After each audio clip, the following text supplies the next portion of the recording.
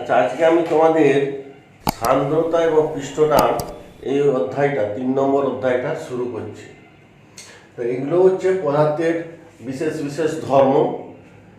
তো ফার্স্টেই আমরা এই সান্দ্রতা পৃষ্ঠটানে যাওয়ার আগে আমরা তো বলেছি এটা প্রবাহীর ধর্ম নিয়ে আলোচনা হচ্ছে। প্রবাহী বলতে তরল আর গ্যাস, এদের ধর্ম নিয়ে যেহেতু আমরা আলোচনা করছি, তাই তরল বা গ্যাসের প্রবাহটাকে আমরা দুভাগে ভাগ করতে পারি। সেই প্রবাহ সম্পর্কে একটু আলোচনা করব, তারপর এখানে আমরা আসব। তো প্রবাহ সাধারণত দু ধরনের হয়। একটা হচ্ছে ধারারেখ প্রবাহ বা স্ট্রিমলাইন ফ্লো, আর একটা হচ্ছে টার্বুলেন্ট ফ্লো বা বিক্ষুব্ধ প্রবাহ। দু ধরনের প্রবাহ মোটামুটি আমাদের ঘটে। আর একটা হচ্ছে মিশ্র প্রবাহ, দুটো মিশিয়ে থাকে। তো এই প্রবাহগুলো কীরকম সেগুলো আগে আমি একটু তোমাদের আলোচনা করে বলছি। ফার্স্ট হচ্ছে স্তরিত বা ধারারেখ প্রবাহ। স্তরিত বা ধারারেখ প্রবাহ। স্তরিত বা ধারারেখ প্রবাহটা কিরকম না, যখন প্রবাহী বা যদি প্রবাহী কতগুলি সুসংবদ্ধ স্তরে প্রবাহিত হয়।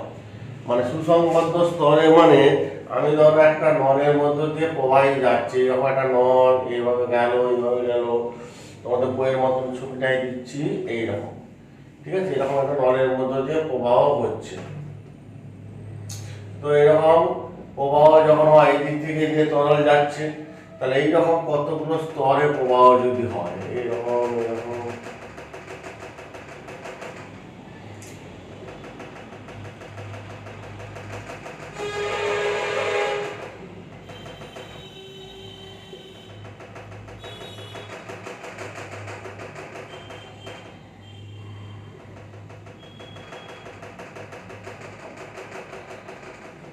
এইরকম প্রবাহ তরলের প্রবাহ হচ্ছে। তাহলে যদি প্রবাহ কতগুলো এরকম স্তরে সুসংবদ্ধ স্তরে প্রবাহিত হবে, একটা স্তর একটা স্তর একটা একটা এরকম কতগুলো সুসংবদ্ধ স্তরে যদি প্রবাহিত হয়, হ্যাঁ প্রবাহিত হয়, এক মিনিট। আচ্ছা, যদি প্রবাহী কোনো সুসংবদ্ধ স্তরে যদি প্রবাহিত হয় এবং প্রবাহ হওয়ার সময় এই স্তরের প্রত্যেকটা বিন্দুতে এক একটা করে বেগ নির্দিষ্ট আছে, ঠিক আছে? তো এই বিন্দুটা ধরো এই বিন্দু বেগ ভি এ, এই বিন্দু বেগ হচ্ছে ভি এ। বি বিন্দুতে যখন কণাগুলো আসবে তাহলে কণাগুলো তখন বেগ হবে ভিবি। সি বিন্দুতে যখন আসবে তখন বেগ হচ্ছে ভিসি। তো প্রত্যেকটা বিন্দুতে বেগের মান আর দিক ফিক্সড আছে। যখন এই স্তরের মধ্য দিয়ে কোনো তরলের কণা প্রবাহিত হবে, তখন এই স্তরে বেগ যা হবে মান আর দিক, হ্যাঁ এই বিন্দুতে আর কি, তখন এই ভি এ মান আর দিকটা কোন দিকে স্পর্শক বরাবর, এইখানে বেগের মান ভি ভি স্পর্শক বরাবর বেগের দিক, এইখানে মান ভিসি দিক হচ্ছে স্পর্শক বরাবর। তাহলে প্রত্যেকটা বিন্দু যখন অতিক্রম করে যাবে তখন ওই বিন্দুতে যে বেগ সেই বেগগুলো যদি লাভ করে তখন তাকে বলা হবে ত্বরিত বা ধারারেখ প্রবাহ। মানে প্রথম যে কণাটা যে বেগে গেছে তার পেছনে কণাগুলো ওই স্তরের মধ্য দিয়ে গেলে একই বেগ লাভ করবে বা অর্জন করবে। তখন এই ধরনের প্রবাহগুলোকে বলা হয় ত্বরিত প্রবাহ বা ধারারেখ প্রবাহ। ওকে,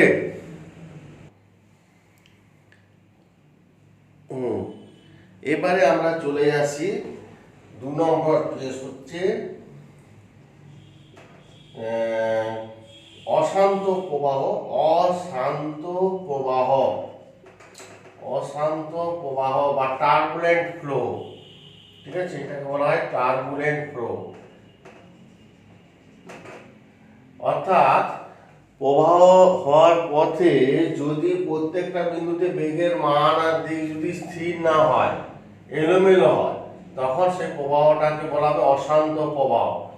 সেটা কিরকম হবে ধরো কোনো একটা নলের মধ্যে দিয়ে তরল প্রবাহিত হচ্ছে, তরলের কণাগুলো নির্দিষ্ট স্তরে যাবে না, প্রবাহিত হবে না, বিভিন্ন বিন্দুতে বেগের মান দিক বিভিন্ন রকম। ধরো এই বিন্দুতে তরল কণার বেগ এইদিকে, এর অভিমুখ এইদিকে, এর অভিমুখ এইদিকে, এর অভিমুখ এইদিকে, এর অভিমুখ এইদিকে, এর অভিমুখ এইদিকে, বিভিন্ন দিকে গতিশীল যদি হয় বিভিন্ন দিকে, তখন সেটা হলো অশান্ত প্রবাহ। ঠিক আছে। ধারারেখ প্রবাহ হতে গেলে তরলের বেগের একটা নির্দিষ্ট লিমিট আছে, একটা নির্দিষ্ট সীমা আছে, যে সীমার মধ্যে বেগটা হলে বা তার থেকে কম হলে প্রবাহটা ধারারেখ হবে। প্রবাহের বেগ যদি তার থেকে বেশি হয়ে যায় সেই সীমার বাইরে, তখন হয়ে যাবে অশান্ত প্রবাহ। বেগের সেই সীমা মানটাকে বলা হয় সংকট বেগ বা ক্রিটিক্যাল ভেলোসিটি। ঠিক আছে। আর দুটো ধারারেখ প্রবাহ কখনোই পরস্পরকে ছেদ করে না। ঠিক আছে। যেমন ধর আমি একটা প্রবাহ এদিকে যাচ্ছে, একটা প্রবাহ এদিকে গেল, ছেদ যদি করবে, যদি ছেদ করে, তাহলে ছেদ বিন্দুতে এই ধারারেখ প্রবাহের জন্য বেগের অভিমুখ এই দিকে হবে, এই ধারারেখ প্রবাহের জন্য বেগের অভিমুখ এই দিকে হবে। তাহলে একটা বিন্দুতে কটা বেগের অভিমুখ? দুটো হচ্ছে, দেখো দুটো বিভিন্ন দিকে। তাহলে আমরা জানি একটা বিন্দুতে বেগ ভেক্টর রাশি, একটাই অভিমুখ থাকবে, কিন্তু এটা দুটো বিভিন্ন দিকে অভিমুখ পাওয়া যাচ্ছে, তাই দুটো ধারারেখ কখনো পরস্পরকে ছেদ করে না, করবে না। ওকে। এবারে আমরা চলে আসি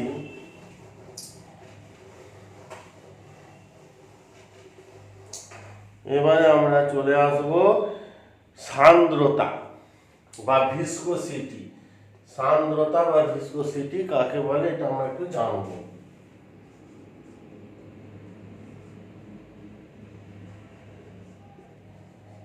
ইংরেজিতে বলে ভিসকোসিটি।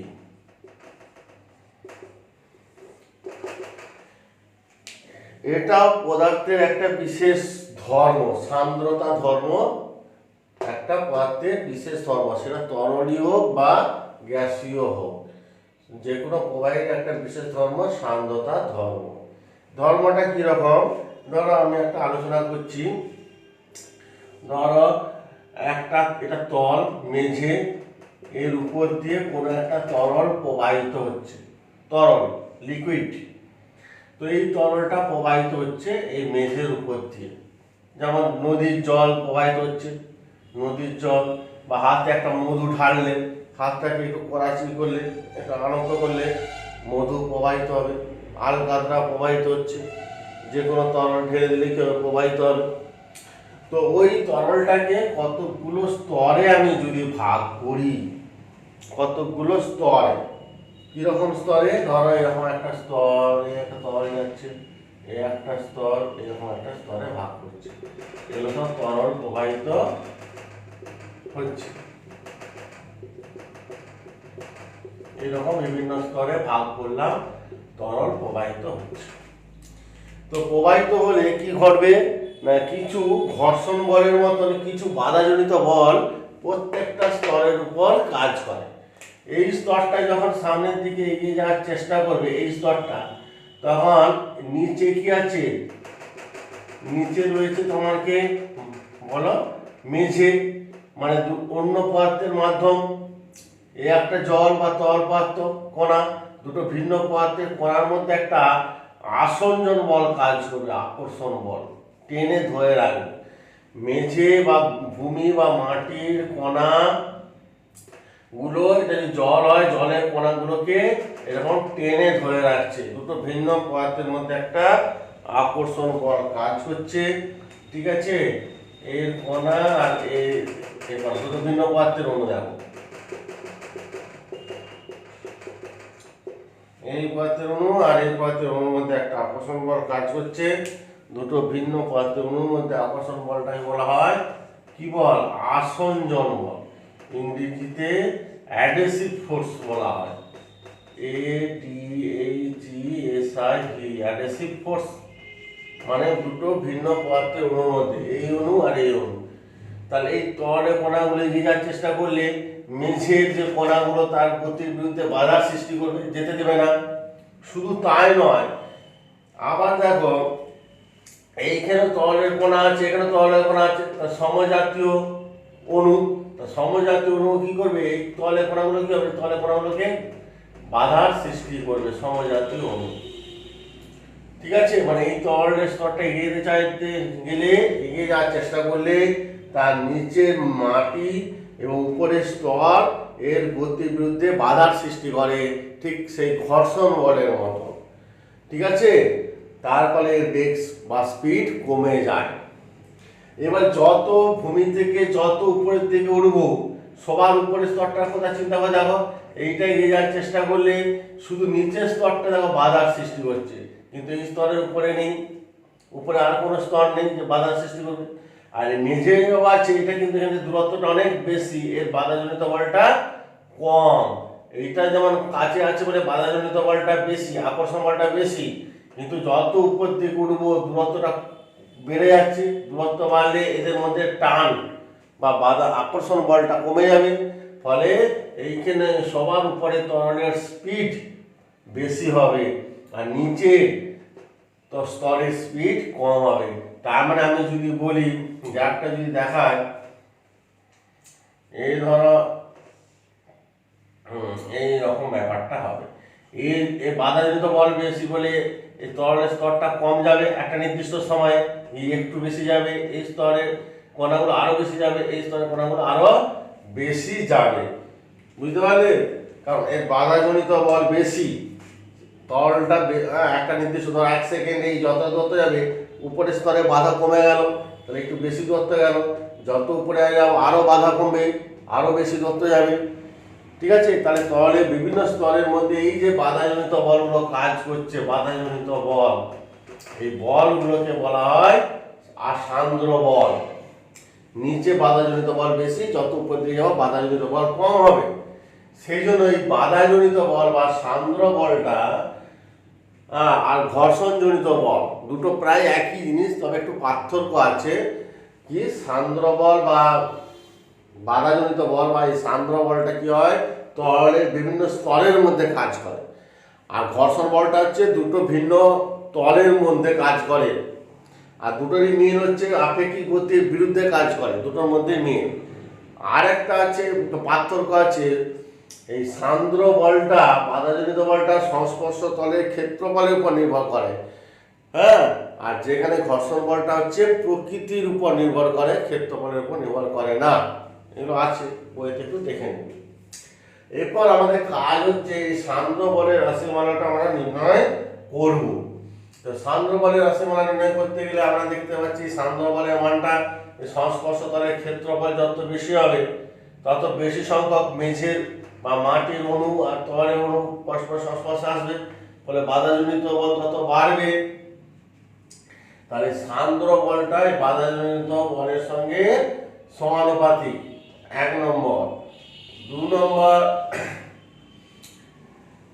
যে কোনো দুটো স্তরের মধ্যে আপেক্ষিক বেগের সঙ্গে সমানুপাতিক। ধরো এই স্তরের বেগ v1 আর এটার বেগ v2, তার নিশ্চয়ই উপরের স্তরটা বেগ বেশি নিচের স্তরের তুলনায়, কতটা বেশি, v2 - v1, তাকে dv ধরা। আর দুটো স্তরের মধ্যে দূরত্ব হচ্ছে, দূরত্বের পার্থক্য, এটা হচ্ছে x1 দূরত্ব আছে, এটা x2 দূরত্ব, তার পার্থক্য কত, dx। দূরত্ব যত বাড়বে, ভূমিতে যত উপরে দূরত্ব যত বাড়বে, তার দূরত্বের সঙ্গে ব্যস্তানুপাতিক। ঠিক আছে, তাহলে এগুলোকে একত্রিত করলে ব্যাপারটা দাঁড়ালো a ইন্টু উপরে dv নিচে dx। অতএব a ভ্যারিজাস থেকে সমান আনতে গেলে একটা কনস্ট্যান্ট রাশি দিয়ে গুণ করতে হয়, সেইটাকে বলা হয় eta. Eta a into dv by dx, এই হচ্ছে সান্দ্র বলের রাশিমালা। F is equal to eta into a into dv by dx। ওকে, এই ইটা এই ধ্রুবকটাকে বলা হয়, ইটা এই ধ্রুবকটাকে বলা হয়। তো কি দাঁড়ানো ব্যাপারটা, মুছে দিই।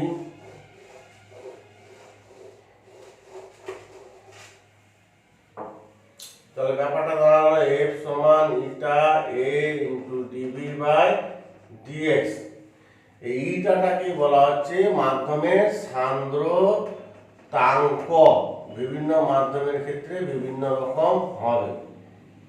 যার সান্দ্রতাঙ্ক সবচেয়ে বেশি তার ক্ষেত্রে বাধাজনিত বল তত বেশি হবে, ফলে সেই তরলের স্তরটা কি হবে, ধীরে ধীরে গিয়ে হবে। যেমন আলকাতরা দেবে সান্দ্রতাঙ্কর মান সবচেয়ে বেশি। হাতে আলকাতরা ঢালবে, ঢেলে একটু নত করবে, দেখবে আলকাতরা দেখবে আস্তে আস্তে এগিয়ে যাচ্ছে, গড়িয়ে যাচ্ছে, খুব স্পিড, স্লো মোশনে। এবং ভালো করে লক্ষ্য করবে, দেখবে উপরের স্তরটার স্পিড একটু বেশি, কিন্তু নিচের স্তরটার কোনো স্পিড নেই, মনে হয় যেন চিটিয়ে গেছে, আটকে গেছে। আসঞ্জন বলটা বেশি।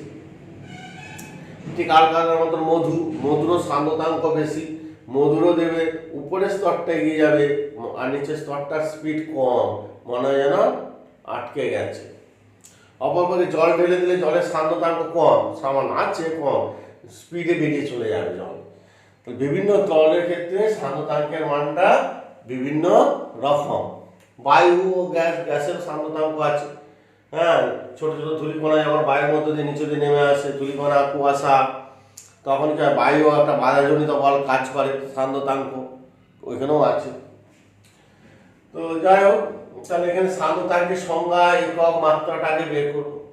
তার আগে একটু বলে দিই, এই যে সান্দ্র বলের এই রাশিমালাটা যে সমস্ত তরল পদার্থ মেনে চলে তাদেরকে বলা হয় নিউটনীয় তরল।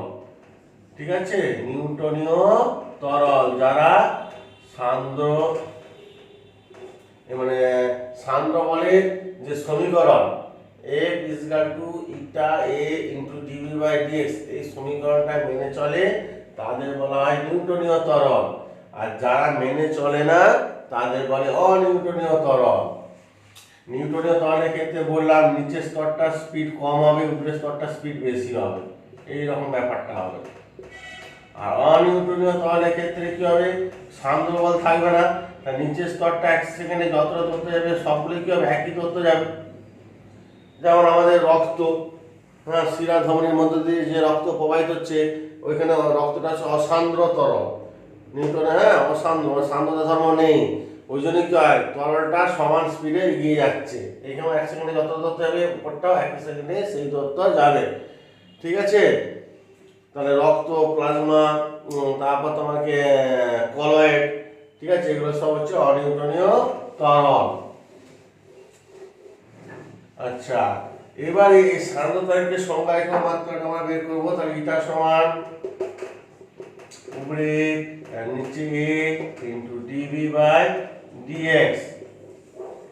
সান্দ্রতাঙ্কের সংজ্ঞাটা কি দাঁড়ালো, সান্দ্রতাঙ্ক মানে ইটা সমান F বাধাজনিত বলের সঙ্গে সমান হবে যখন নিচে গুলো সব 1 হবে।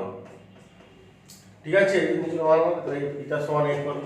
তাহলে যে বাধাজনিত বল কাজ করে তাকে সান্দ্রতাঙ্ক বলবো। তাহলে বাধাজনিত বলটা কতটা বল সেটা বলতে গেলে আমাকে এটা বলতে হবে, এখান থেকে স্টার্ট করবে। dx মানে দূরত্ব, সেটা কত, 1 একক দূরত্বে অবস্থিত, 1 একক। এবারে হচ্ছে তোমার কি তার সংজ্ঞাটা আমরা কিভাবে ঠিক করব না, dx টা হচ্ছে দূরত্ব, তার দূরত্বটা কত হবে, 1। তাহলে 1 একক দূরত্বে অবস্থিত দুটো তরল স্তরের মধ্যে কি, এটা ডিভিটা হচ্ছে আপেক্ষিক বেগ, তাহলে দুটো তরল স্তরের মধ্যে আপেক্ষিক বেগ 1 একক হলে এটা কি তরল পৃষ্ঠের ক্ষেত্রফল। প্রতি বর্গ একক ক্ষেত্রফলে যে পরিমাণ বল বা স্পর্শকীয় বল কাজ করে তাকে ওই তরলের সান্দ্রতাঙ্ক বলা হয়। ঠিক আছে, সংজ্ঞাটা থেকেই আবার ওর এককটা আমরা বের করতে পারি। সিজিএস এর সান্দ্রতাঙ্কের একক হচ্ছে 1 পয়েস, POISE। ঠিক আছে, 1 পয়েসের মানে তাহলে সিজিএস এ যেহেতু বের করছি তাহলে এই ফর্মুলায় বসিয়ে দাও। তাহলে বলের সিজিএস একক হচ্ছে কি 1 ডাইন, ক্ষেত্রফলের একক 1 সেমি স্কয়ার, আপেক্ষিক বেগের একক 1 সেমি পার সেকেন্ড, আর ডিএস হচ্ছে 1 সেমি। তার সংজ্ঞাটা থেকেই 1 পয়েসের সংজ্ঞাটাও আমরা বলতে পারি অরিজিনাল সংজ্ঞা থেকে।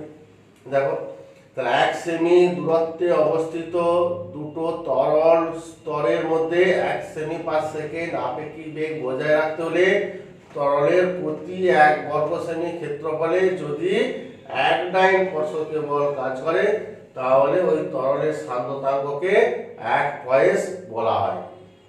ঠিক আছে, তাহলে সংজ্ঞা হয়ে গেল সিজিএস এ। এসআই তেও সংজ্ঞাটা একই টাইপের হবে। এসআই তে সংজ্ঞাটাকে বলা হয় 1 ডেকা পয়েস, 1 ডেকা পয়েস বলা হয়।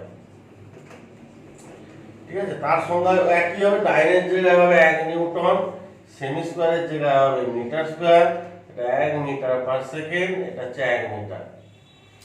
ঠিক আছে, সংজ্ঞাটাও একইভাবে যেভাবে বললাম এটা সেভাবেই বলবে। আর মাত্রাটা ওই ফর্মুলা থেকে তোমরা বের করে নেবে, মাত্রাটা পরীক্ষা করে বলের মাত্রাটা বসাবে। বলের মাত্রা হচ্ছে ml (10⁻²), ক্ষেত্রফলের মাত্রা l স্কয়ার, বেগের মাত্রা l (10⁻⁻1), dx হচ্ছে l। কেটে গেল, এটা কেটে গেল। তার মানে দেখো m নিচেরটা উঠে গেলে l ইনভার্স, মাইনাস একটা উঠে গেল প্লাস 1, (10⁻²) প্লাস 1 করলে -1। ঠিক আছে, m l inverse t inverse. আচ্ছা, এবারে আমরা আলোচনা করব সান্দ্রতাঙ্ক কি কি বিষয়ের উপর নির্ভর করে। তো মেইনলি সান্দ্রতাঙ্ক চাপ আর তাপমাত্রা এই দুটো বিষয়ের উপর নির্ভর করে। সাধারণত চাপ বাড়ালে তরলের সান্দ্রতাঙ্ক বাড়ে আর চাপ কমালে কমে, এইটুকু জানলেই হবে। আর তাপমাত্রা বাড়ালেও সান্দ্রতাঙ্ক উল্টোটা হয়, সান্দ্রতাঙ্ক কমে যায়। এই দুটো বিষয়ের উপর ডিপেন্ড করে।